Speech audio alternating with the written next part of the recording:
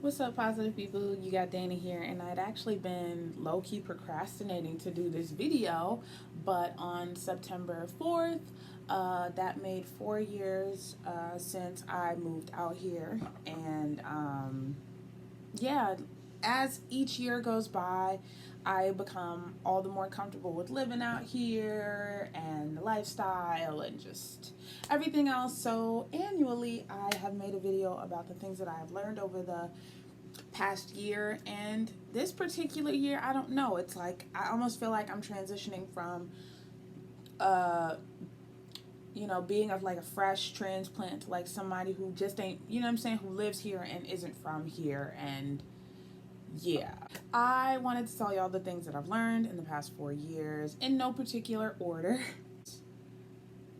Older people are ass backward and ignorant no matter where they're from, no matter what. Like, I just think older generations are older generations. They have backwards ways of thinking. It doesn't really matter where you are in the world. Old people, have an older way of thinking.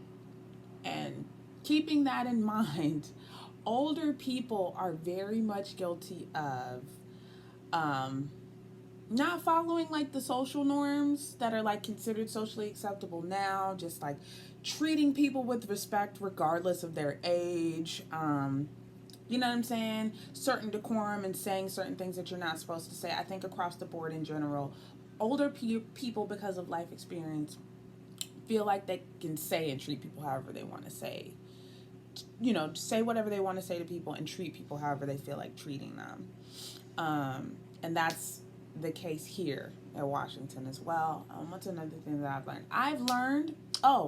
Let me put you on a game. Here's something that I've learned. I've learned that you might as well not put your blinker on when you're trying to make a lane change or when you're trying to make a quick right turn. Uh, More often than not, when you indicate to cars maybe in the opposing lane or whatever, in the opposite lane, when you're giving them that indication, there's always someone behind you that, as a result of you indicating to maybe someone in the opposing lane, what it is your intention is, they feel the need to either cut you off, come around you all crazy fast. Like, it causes a chain reaction. So, like me, I have learned how to make my right turns without necessarily always indicating all the time. Like, obviously, if I'm in a situation where there are just several cars at the intersection, it's like I would prefer to indicate. But I have found that out here, people love to bottleneck. People don't like to let you in, and people don't zipper properly. Like, it's just, I feel like I say this in every what I've learned about Seattle video, but just the Pacific Northwest has some of the worst drivers on the road. Fuck the West Coast. I'm talking specifically Washington State. I feel like on my daily commute, I see a car accident damn near every other day, like a fender bender damn near every other day. I myself have been in a fender bender where I wasn't at fault because someone tried to cut me off. Like, it is a problem. It's a prevalent problem. So let's stop cutting each other off. Let's start letting people in. If there is traffic, be that person that we're going 5 miles an hour anyway. Just let one car in, and so on and so forth. And I have found that if I started, people behind me will, you know what I'm saying? Like, if I let a person in and I keep going, that the trend will follow itself. And you would hope, too, that people would just have that courtesy. It's really important to make your home, a place of real refuge, because until you find the like minds, you ain't gonna be socializing in a meaningful way for real, outside of like work and professional contacts. Like, all the other things that I like dibble and dabble in and play around in, I can do that in my space. I'm comfortable. I got a nice computer to sit at. I got a nice desk. Like, it ain't no baller shit or whatever, but I think sometimes we don't take seriously our hobbies, and we don't take seriously investing in ourselves in that way, because like, it's almost like, oh, that's just some silly thing that you do on the side. There's no need for you to like put any money into that. Like, that's silly. And I think for me, it's like, not only it's this bigger conversation about how dare you want to pursue anything else than the norm, I guess. So I've learned that it's like, let's make our house not only a refuge and a place for us to lay our heads at night, but let's let it be our creative place. Let's let it be a place where, you know, you feel truly safe, truly at home. You can get stuff done. Like, you can really hunker down here, if anywhere, you know. I'm not the type of person that likes working at Starbucks or like working in communal spaces. Like, I genuinely like the home office vibe. I like, you know what I'm saying, walking around the apartment with a cup of tea, brainstorming. Like, that's what I'm on. And I'm starting to find too that I'm not as social as I thought. Like, I've learned in the last 4 years, and keep in mind I was 25 when I moved here. I'm 29, gonna be 30 next year. I just don't want to be in the club. I don't want to do a lot of the stuff that I cared about at 25.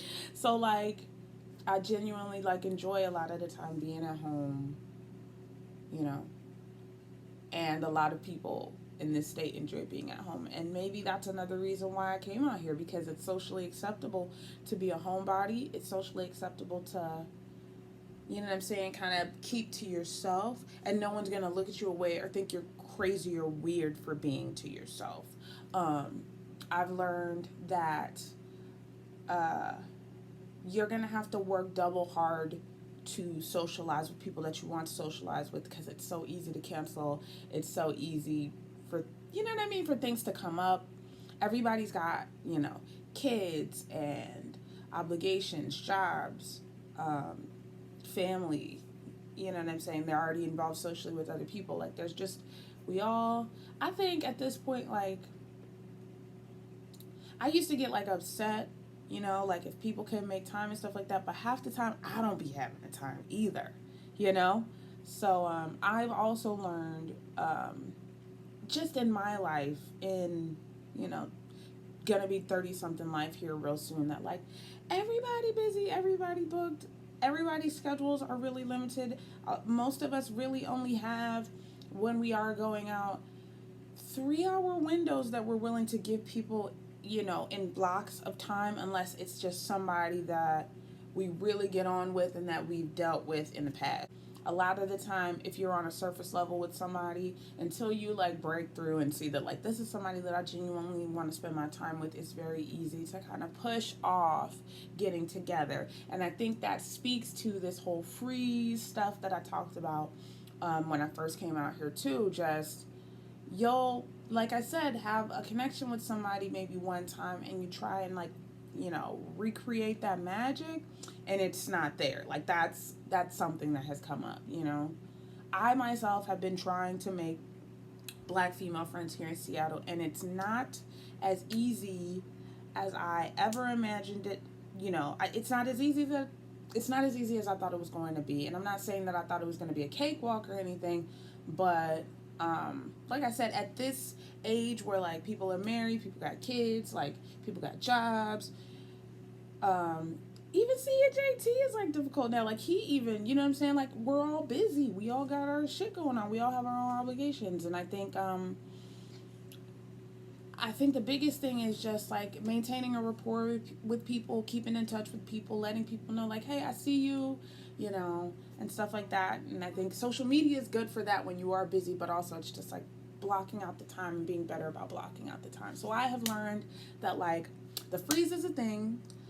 There's really no need to take it personal, because yeah, there are people that, you know, straddle the fence, yes, but then too, there are also just people that are not, that are busy a lot of the time, only have but so much time to give to socializing, and they may prioritize other things over socializing. So that DIYing a lot can like, just, I don't know, DIYing is fun. DIYing can like really cut down your costs. Like, for example, I got into wigs, lace front wigs, and the first wig that I bought was this shitty wig. Well, it wasn't shitty. Let me not shade the wig, because I still wear the wig. But had I knew then what I know now, which is how to make a damn wig, I would have bought myself better hair and made myself a better wig. Like, this wig that I'm wearing now, I'm so much happier with than that old wig. And I had put that damn wig on a pedestal, child. Like, it was so lit, and it wasn't. And I'm not saying that this wig is particularly great either, but on the bigger conversation, I'm learning this new skill, of wig making, and as a result of me learning how to wig make better, I've seen the flaws in the last wig, and now it's like, okay, I got this one, I'm gonna wear it for a couple weeks, and then I'm probably gonna make my first full lace, and I'm excited about the prospect. I know I'm not ready to do it yet. I've been watching lots of tutorials on it, but it's just been fun learning this new thing, learning how to do this new thing. And not only that, but this past year I started waxing and tweezing my own eyebrows, and I don't have the shape down quite yet. But now that I'm also incorporating brow gel into the equation, I think that they are shaped a lot better. I was looking at old pictures of myself recently, and I also realized that my brows have been sparse, I guess, for like the last 10 years, and I might as well maintain this current shape and not dwell, because this has kind of been the shape since teendom. So it's like, girl, make it do what it's gonna do, maximize on the 5 hairs that you still have on your face. And yeah, when it comes to working, that it's best to just work your 8 hours, your 10 hours, however many hours you work, and go home and leave work at work. I used to be that person that, like, if something bad happened, I would take it home with me, and I've been working actively this last year to just stop doing that shit. Like, I'm not saying that shit don't go down still at my job every now and again, but I just don't want to project bad vibes on the people that I coexist with at home. It's not what's up. So I've learned, probably just how to, you know what I'm saying, not harbor those feelings, because it's so easy for me to harbor those feelings. What's another thing that I've learned? I've been, learning about the moon's phases, getting into astrology more. That stuff's been really interesting. I've seen a lot of parallels in just how I operate in the moon phases, so that's been, like I said, interesting. And I've just been reading more. If you're curious about what I'm reading, I'm actually rereading Tribes by Seth Godin. A lot of this stuff applies if you're on social media, or if you're a blogger, or if you want to start a business. It's just basically a book on how to lead, and really, really quick read. It is only 125 pages, and every now and then I go back to it. And right now, actually, I'm waiting on JT to finish reading The 50th Law, which is from the guy who did 48 Laws of Power and 50 Cent. He's really enjoying the book, so I'm actually really excited to read it. And I guess I'll end the video off, because I just realized I'm coming up on 15 minutes and I don't want to drag on. But I guess the last thing would just be that, like, I'm going to continue to mind my business and do me, and try to, just stay very tunnel vision. Like I said, I just don't want to entertain stuff not worth entertaining anymore, every day is another day to get it right. It's another 24 to get things in motion. And I've seen so many people, like, it's always cool when you watch other people, like, you watch a person for a year and you see their progress, and then, they're a little more realized at the end, and it's just like, I'm, like I said, actively working to get more realized. So this video kind of was in and out of my pros and cons. No, was kind of in and out on the things that I've learned. But, that's what I've learned. And I guess as I, move along in quarter life, I will have all the more epiphanies and things like that. This last year was just, I think I bossed up this year. I did a lot of things that, like, I wasn't comfortable doing. I dibbled and dabbled. The one thing that I didn't do that I have regret about not doing is opening my LLC. But I don't know, who knows? The year's not over yet, so who knows?